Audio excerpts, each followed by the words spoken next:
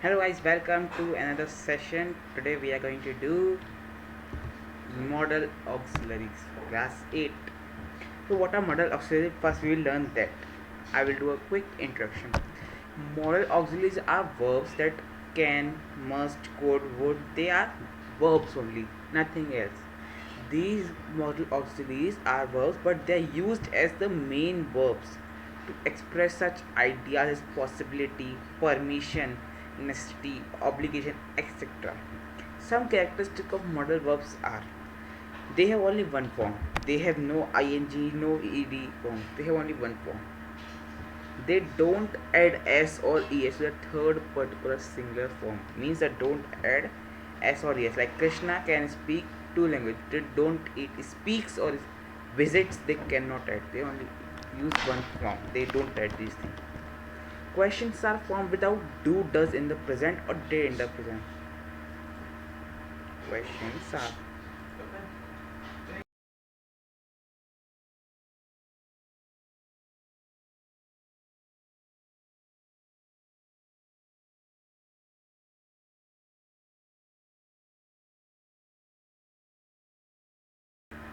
so the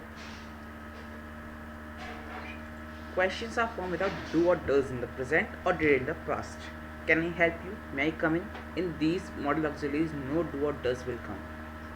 Negative sentences are formed with no or the short form don't or does or did are they are not used in this negative. Must is used to express obligation. Must is used to express your obligation. This is important. You must obey your parents. You must go to your school in time. It is used to express compulsion, orders someone to do something because it is necessary or important to do so. You must answer our question. Okay.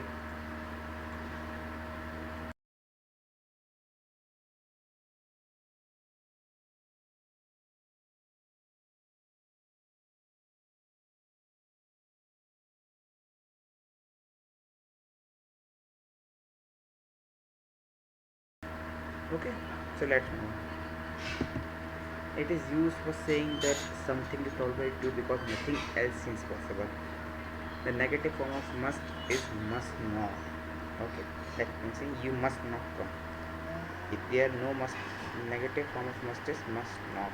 You must not come. You must not use of the scope for private course. It is used to give emphatic advice. So you must consult a doctor at once. You must hard work if you want to get good marks. Second is should. Should is the past tense of shall.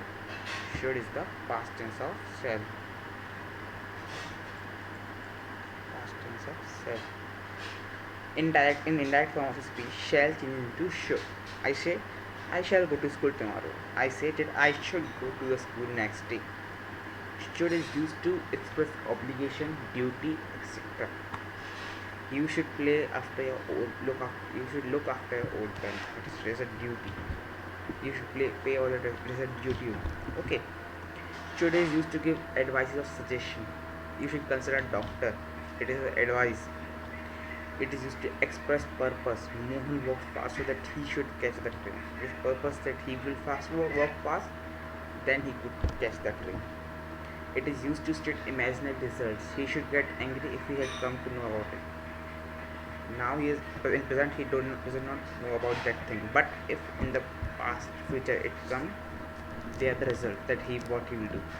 It is used to express polite request. Ki I should be thankful if you give me some money. It is a request that you can should give me money. I should be always thankful. Third, the ought. Ought is usually followed by to and an infinitive. You ought to tell the truth. She ought to be little harder. It can be either present, past, or future tense. The negative is ought not, or you can say oughtn't. And the interrogative is ought I, ought you, ought he, etc. Ought he do it at once? He ought not to disobey his teacher. It is used for expressing the right or sensible thing or the right way to behave. We ought to get up early. We ought to exercise daily. Teachers ought not to smoke before student. It is used to be believed strongly or accept that something will happen. The India team ought to win. Satish out to pass. The meeting out to have finished by 2 o'clock. It is used for emphasizing how good, impressive, or unusual something or someone is. It is used to realize that we do not have the right thing in the past. Okay, so fourth one is a can. It is used to express a person or thing's ability to do something. It is also used to express or ask for permission to do something. To describe the possibility that something can happen and to issue request and offer. For example, John can run faster than anyone I know. It is rare to find a phone that cannot connect to the internet these days. We often use to express permission to do something, especially in questions, interrogative sentence. Can I go to the bathroom, Mrs. Smith? Can Jenny come to the party with us? For example, these are. It is used to make a request of someone. Can you get book down from the shelf of me for me? Your sister is a lawyer, right? Can she give me some legal advice?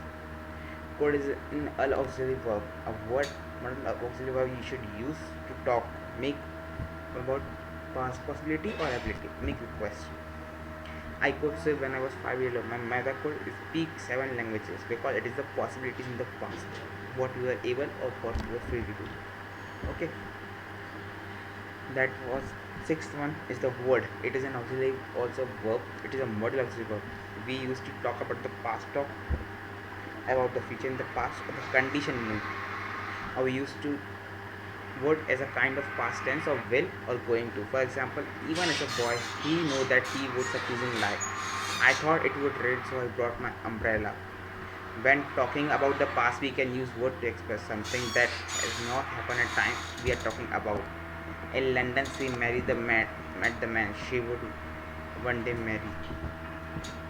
We use often to express the cold second and third conditional. If he lost his job, he will have no money. So, okay, so let me be another slide. Hey guys, that was end of the session for today. We will be meeting in the next session. Up to that, bye bye. Thank you. Have a nice day. Good day.